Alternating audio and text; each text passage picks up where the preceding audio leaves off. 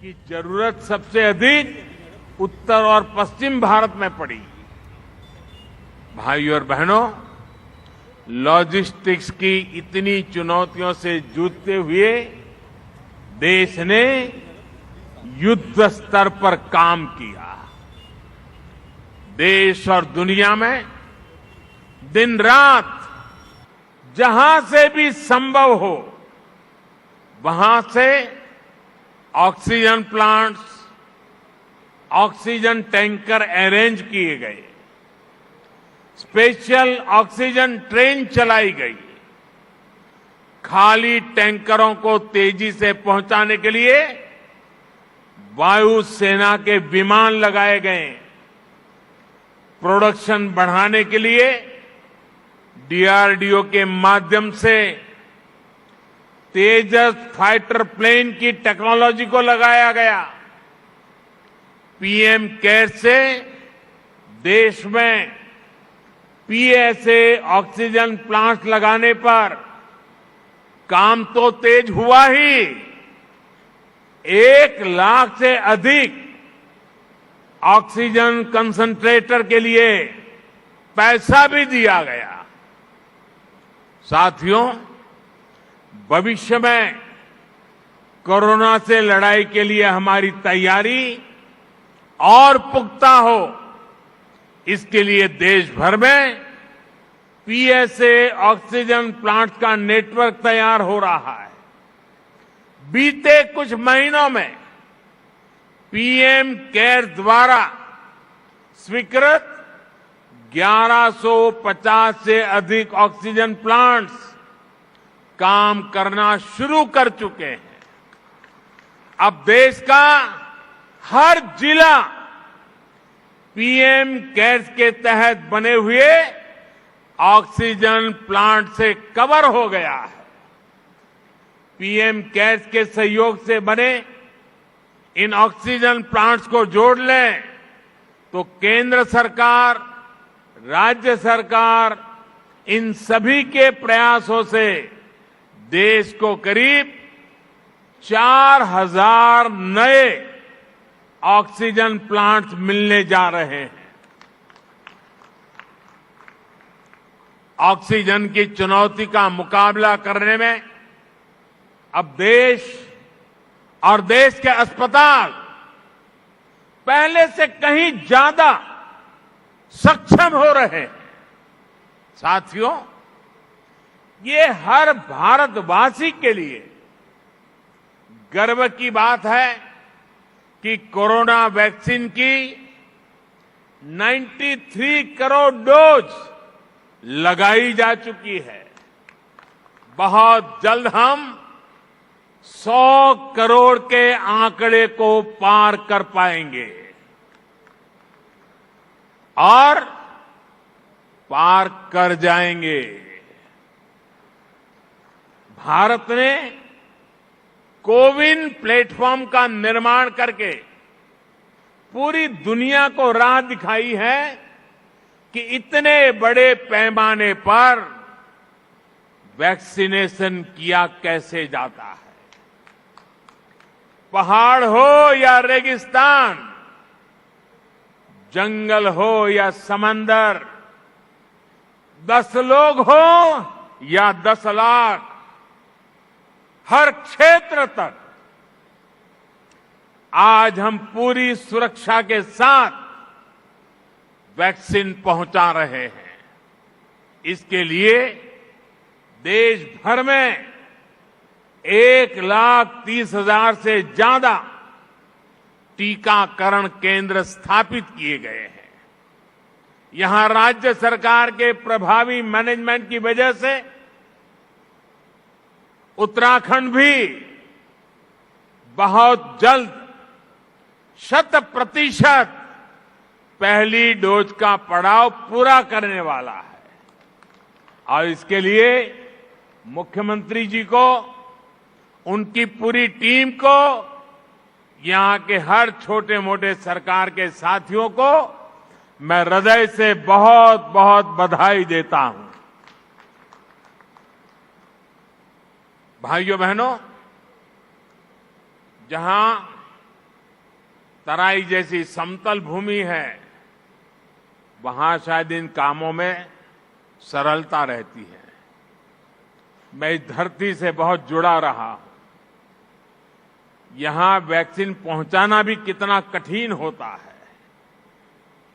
हिमालय के पहाड़ों के उस पार पहुंच करके लोगों के पास जाना कितना कठिन होता है, ये हम भली भांति जानते हैं। उसके बावजूद भी इतनी बड़ी सिद्धि प्राप्त करना वाकई आप सब अभिनंदन के अधिकारी हैं।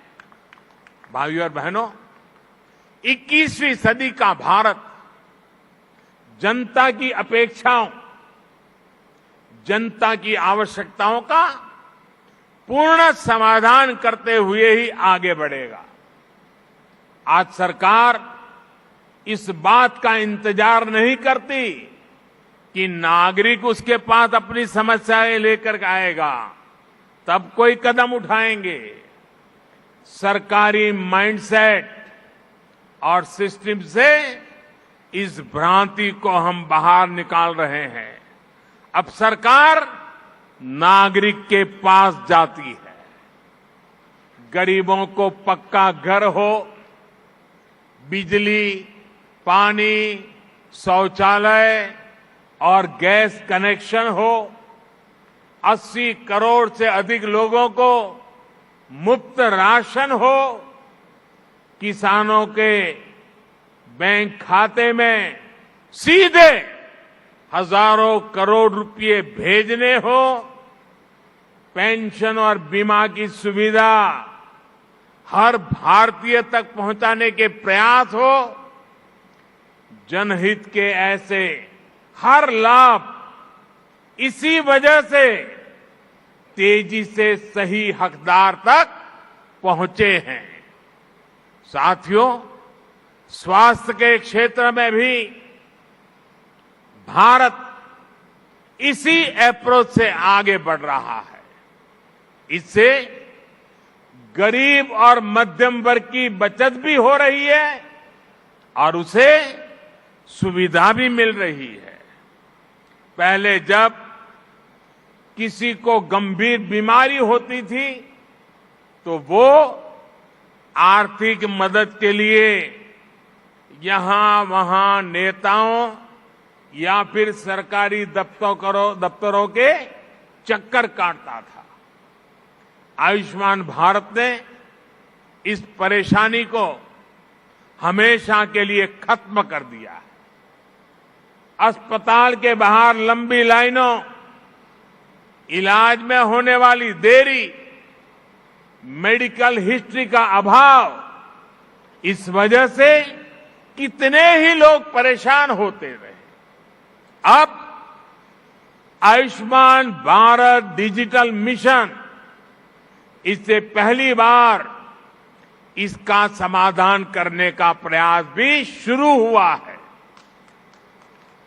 साथियों, छोटे छोटे उपचार के लिए बीमारी के दौरान रूटीन चेकअप के लिए बार बार आना जाना कितना मुश्किल होता है, ये उत्तराखंड के लोगों से बेहतर कौन समझ सकता है। लोगों की इस मुश्किल को दूर करने के लिए अब ई संजीवनी ऐप की सुविधा दी गई है। इससे गांव में अपने घर पर बैठे बैठे मरीज शहरों के अस्पतालों में डॉक्टर से कंसल्टेशन ले रहे हैं। इसका लाभ अब उत्तराखंड के लोगों ने भी उठाना शुरू किया है। भाई और बहनों, स्वास्थ्य सुविधाएं सभी तक पहुंचाने के लिए लास्ट माइल डिलीवरी से जुड़ा एक सशक्त हेल्थ इंफ्रास्ट्रक्चर भी बहुत जरूरी होता है। 6-7 पहले तक सिर्फ कुछ राज्यों तक ही एम्स की सुविधा थी। आज हर राज्य तक एम्स पहुंचाने के लिए काम हो रहा है। 6 एम्स से आगे बढ़कर 22 एम्स का सशक्त नेटवर्क बनाने की तरफ हम तेजी से आगे बढ़ रहे हैं। सरकार का ये भी लक्ष्य है कि देश के हर जिले में कम से कम एक मेडिकल कॉलेज जरूर हो। इसके लिए बीते 7 वर्षों में देश में 170 नए मेडिकल कॉलेज शुरू किए गए हैं। दर्जनों नए मेडिकल कॉलेज का काम जारी है। यहां मेरे उत्तराखंड में भी रुद्रपुर, हरिद्वार और पिथौरागढ़ में नए मेडिकल कॉलेजों की मंजूरी दी गई है। साथियों, उत्तराखंड के निर्माण का सपना अटल जी ने पूरा किया था। अटल जी मानते थे कनेक्टिविटी का सीधा कनेक्शन विकास से है। उन्हीं की प्रेरणा से आज देश में कनेक्टिविटी के इंफ्रास्ट्रक्चर के लिए अभूतपूर्व स्पीड और स्केल पर काम हो रहा है। मुझे संतोष है कि उत्तराखंड की सरकार इस दिशा में गंभीरता से काम कर रही है। बाबा केदार के आशीर्वाद से केदार धाम की भव्यता को और बढ़ाया जा रहा है। वहां श्रद्धालुओं के लिए नई सुविधाएं विकसित की जा रही है। मैं भी कई बार ड्रोन कैमरा के माध्यम से इन कार्यों की प्रगति की समीक्षा करता रहता हूं। 4 धाम को जोड़ने वाली ऑल वेदर रोड पर काम तेजी से चल रहा है। 4 धाम परियोजना देश और दुनिया से आने वाले श्रद्धालुओं के लिए बहुत बड़ी सुविधा तो बना रही है। गढ़वाल और कुमाऊं के चुनौतीपूर्ण क्षेत्रों को भी आपस में जोड़ रही है। कुमाऊं में 4 धाम रोड के लगभग 150 किलोमीटर हिस्से से इस क्षेत्र के विकास को नया आयाम मिलने वाला है। ऋषिकेश कर्णप्रयाग रेल लाइन से भी उत्तराखंड की रेल कनेक्टिविटी को और विस्तार मिलेगा। सड़क और रेल के अलावा एयर कनेक्टिविटी को लेकर हुए कार्यों का लाभ भी उत्तराखंड को मिला है। देहरादून हवाई अड्डे की क्षमता को 250 पैसेंजर से बढ़ाकर 1200 तक पहुंचाया गया है। मुख्यमंत्री श्रीमान धामी जी के उत्साही और ऊर्जावान नेतृत्व में उत्तराखंड में हेलीपोर्ट इंफ्रास्ट्रक्चर को भी प्रोत्साहित किया जा रहा है। साथियों, पानी की कनेक्टिविटी को लेकर भी उत्तराखंड में आज सराहनीय कार्य हो रहा है। इसका बहुत बड़ा लाभ यहां की महिलाओं को मिलना शुरू हुआ है। उनका जीवन और आसान बन रहा है। 2019 में जल जीवन मिशन शुरू होने से पहले उत्तराखंड के सिर्फ 1,30,000 घरों में ही नल से जल पहुंचता था। 1,30,000 घरों में। आज उत्तराखंड के 7,10,000 से ज्यादा घरों में नल से जल पहुंचने लगा है। यानी सिर्फ 2 वर्ष के भीतर राज्य के करीब करीब 6 लाख घरों को पानी का कनेक्शन मिला है। जैसे उज्ज्वला योजना के तहत मिले गैस कनेक्शन ने महिलाओं को राहत दी, स्वच्छ भारत मिशन के तहत बने शौचालयों ने महिलाओं को सुविधा, सुरक्षा और सम्मान दिया, वैसे ही जल जीवन मिशन से हो रहा पानी का कनेक्शन महिलाओं को बहुत राहत दे रहा है।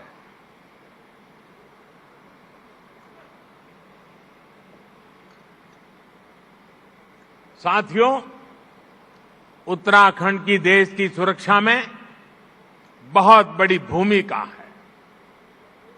यहां का वीर नौजवान, वीर बेटियां भारतीय सुरक्षा बलों की आन बान और शान है। हमारी सरकार हर फौजी, हर पूर्व फौजी के हितों को लेकर भी पूरी गंभीरता से काम कर रही है। ये हमारी ही सरकार है जिसने वन रैंक वन पेंशन को लागू करके अपनी फौजी भाइयों की 40 साल पुरानी मांग पूरी की। और हमारे धामी जी तो खुद ही फौजी के बेटे हैं। वो बता भी रहे थे कि वन रैंक वन पेंशन, इस फैसले ने फौजियों को कितनी बड़ी मदद की है। साथियों, ये हमारी ही सरकार है जिसने दिल्ली में नेशनल वॉर मेमोरियल बनाकर देश के वीर जवानों को श्रद्धांजलि अर्पित की है। ये हमारी ही सरकार है जिसने बैटल कैजुअलिटी वेलफेयर फंड का लाभ आर्मी के साथ साथ नौसेना और वायुसेना के शहीदों को भी सुनिश्चित किया है। ये हमारी ही सरकार है जिसने जेसीओ और अन्य रैंक की पदोन्नति को लेकर पिछले 4 दशकों से चला आ रहा मामला सुलझा दिया है। पूर्व सैनिकों को पेंशन से जुड़ी दिक्कतें ना आए, इसके लिए भी हम डिजिटल टेक्नोलॉजी का इस्तेमाल बढ़ा रहे हैं। साथियों, जब फौज के वीर जांबाजों के पास आधुनिक हथियार होते हैं, अपनी रक्षा के लिए आधुनिक उपकरण होते हैं, तो वो उतनी ही आसानी से दुश्मन से मुकाबला कर पाते हैं।